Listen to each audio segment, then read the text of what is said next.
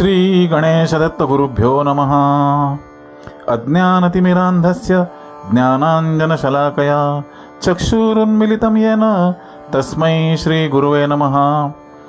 परमपूज्य सद्गुरू श्री रामकृष्ण क्षीरसागर स्वामींना वंदन करून संघटित सत्संग मंडळांच्या या गुरुकार्यातील मोहिमेमधल्या 1945व्या भागाचं मी पठण करीत आहे। आज श्रावण कृष्ण चतुर्दशी शुक्रवार दिनांक 22 ऑगस्ट 2025। उपदेशामृत संग्रह भाग 8 या ग्रंथातील भगवान श्री दत्तात्रय सत्संग मंडळ मुंबई दिनांक 26/8/1995 बैठक क्रमांक 187। परमपूज्य महाराजांनी वेळोवेळी भक्तांशी केलेले हितगुज भाग 39। आजच्या या भागात परमपूज्य सद्गुरू आपल्या प्रासादिक वाणीतून भक्तांशी हितगुज साधताना पुढे म्हणतात, आपल्याकडे परमार्थात संतजनांच्या दर्शनाला फार महत्त्व आहे। ज्यांच्या दर्शनाने अनुभूती येते ते खरे संत। दर्शनाला येणारी माणसे ही समाधान मिळावे म्हणूनच येत असतात। येथे दर्शनात मिळणारा आनंद हा बाहेर समाजात इतरत्र कुठेही मिळत नाही। दर्शन हे एक प्रकारे मनावर संस्कारच घडवीत असते। त्यामुळेच दर्शन घेणाऱ्या व्यक्तीचे मन शांत व मृदू होत असते व त्याला या दर्शनाची एक प्रकारची ओढ लागून राहते आणि हळूहळू ती दर्शन घेणारी व्यक्ती परमार्थाकडे ओढली जाऊ लागते। तसेच भगवंताची उपासनाही करू लागते। या उपासनेमुळे सर्वांचा परिणाम मनावर इंद्रियावर होऊ लागून प्रत्येक दर्शनार्थी व्यक्ती आनंदात राहू लागते। समाजात काही माणसे टीव्ही, रेडिओ, सिनेमा इत्यादी पाहून मन उल्लसित होण्यासाठी प्रयत्न करीत असतात, परंतु त्याने काहीच साध्य होत नसते, तर केवळ मन हे त्यामध्ये अडकून पडत असते। हा प्रकार म्हणजे एक प्रकारची मायाच असते। मनुष्याला जीवनात आधाराची गरज असते। तो आधार मनुष्याला उपासनेमुळे प्राप्त होत असतो व त्यामुळे तो कोणतेही कार्य करताना शांतपणे व विश्वासाने करू लागतो। उपासनेला दृढ निश्चयाची गरज असते। त्यासाठी भक्ताने प्रथम खाण्यापिण्यावर बंधन ठेवणे आवश्यक असते। बाहेरचे खाणे एकदम बंद करावे लागते।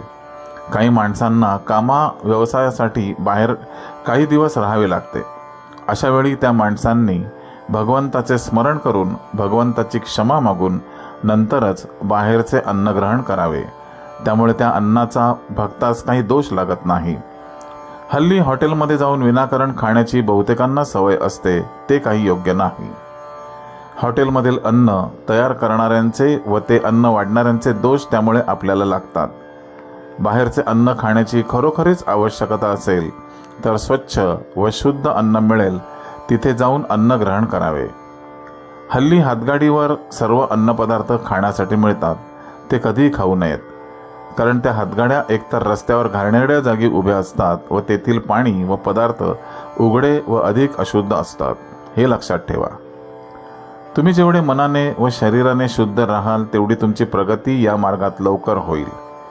जेवणात चांगले तूप वापरा, त्यामुळे शरीराला त्याचा वंगणासारखा उपयोग होतो व बुद्धीला चालना मिळते। स्मरणशक्ती वाढते। चांगल्या तुपाने शरीर कधीही वाढत नाही। डालडा, बाजारी तूप बिलकुल खाऊ नका। मद्यपान व मांसाहार बिलकुल करू नका। या गोष्टींची फक्त क्षत्रियांना व शूद्रांना शास्त्राप्रमाणे परवानगी आहे। इतरांनी त्याचे सेवन केले तर पाप आहे। त्यामुळे बुद्धी भ्रष्ट होते व मनुष्याला उग्रपणा येतो। एकंदरीत तुमच्याकडे पाहिले तर सध्याच्या काळात तुम्ही देहाची अंतर्शुद्धी ठेवू शकाल असे वाटत नाही। तेव्हा किमान देहाची बाह्यशुद्धी तरी भक्ताने ठेवावी म्हणून आपल्याकडे भस्म विभूती अंगाला लावण्याची प्रथा आहे। आपल्या आश्रमात निरनिराळे यज्ञ याग नित्य चालू असतात। त्या यज्ञामधील भस्म विभूतीमध्ये मंत्र सामर्थ्य असते।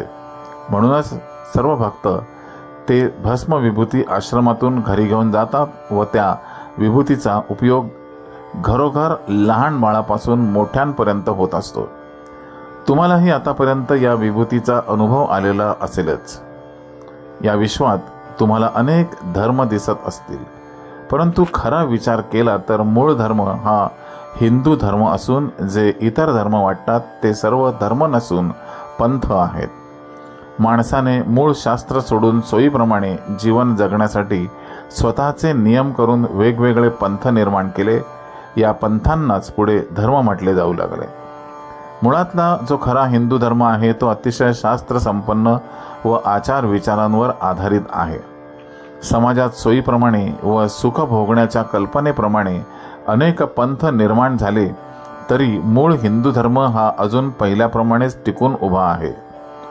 या धर्मात जसजसे पंथ निर्माण झाले त्या प्रत्येक वेळी या धर्मावर अनेक संकट येऊन गेली आहेत, परंतु हाच एकमेव धर्म जिवंत असल्याने प्रत्येक संकटाच्या काळात भगवंताने स्वतः कबूल केल्याप्रमाणे अवतार उपावतार घेऊन तर कधी महापुरुष सत्पुरुषांच्या रूपाने येथे अवतरून धर्मावरील संकटे दूर केली आहेत व आज तागायत भगवंताचे ते कार्य अजूनही चालूच आहे.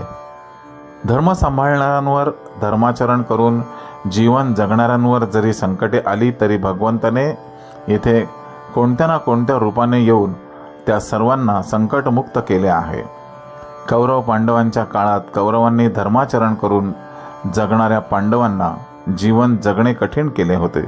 म्हणूनच अखेरीस भगवंताने श्रीकृष्णावतारात येऊन पांडवांचे संरक्षण केले व लढाईतही सहाय्य करून त्यांना त्यांचे राज्य व अधिकार मिळवून दिले. हे भगवंताचे कार्यही भारतभूमी अनेक ऋषीमुनींनी अनादी काळापासून जप तप करून पवित्र केल्याने व हा येथील हिंदू धर्म जिवंत असल्यानेच घडू शकले आहे. इतर देशात निरनिराळे जे पंथ निर्माण झाले आहेत ते केवळ सुख उपभोगण्याकडे आकृष्ट झाल्यानेच निर्माण झाले आहेत. म्हणूनच भारताबाहेरील भूमीला भोगभूमी म्हणून समजले जाते. भारताची ही भूमी तपोभूमी असल्यानेच येथे अखंड तपस्वी व्यक्ती जन्माला आलेल्या दिसून येतात. या तपस्वी व्यक्तींचे कार्य आजपर्यंत दीपासी दीप लाविजे या पद्धतीने चालू आहे. कलियुगाच्या प्रभावाने या तपस्वी व्यक्तींच्या कार्याला डाग लावणाऱ्या समाजाला अध्यात्माच्या 2-4 खऱ्या खोट्या गोष्टी सांगून भूलथापा देणाऱ्या व्यक्तीही येथे जन्मास येत असतात. ही सुद्धा भगवंताने निर्माण केलेली मायाच असते. हे ज्यांच्या लक्षात येते ती माणसे अशा खोट्या तपस्वी साधू पुरुषांपासून दूर राहतात. इतर मात्र त्यांच्याबरोबर दिशाहीन वाहत जातात. हे सर्व ऋणानुबंधाप्रमाणेच घडत असते. हल्लीच्या काळात गुरु कोणाला करावे हे माहीत नसल्याने असे प्रकार घडत असतात. सर्वसाधारणपणे अनुग्रह घेणाऱ्याने आपल्या जन्माचे सार्थक होईल अशा गुरुजनांकडूनच अनुग्रह घ्यावा, परंतु नात्यातले गुरु करू नयेत. गुरु करताना त्यांची पात्रता दर्जा पाहावा, गुरूंचे वय पाहू नये. श्री गुरुदेव दत्त. गुरुबंधू आणि भगिनींनो, आजचे हे हितगुज पठण परमपूज्य सद्गुरूंच्या चरणी सादर अर्पण. पुन्हा भेटूया उद्या सकाळी 6 वाजता पुढील भागासाठी. श्री गुरुदेव दत्त.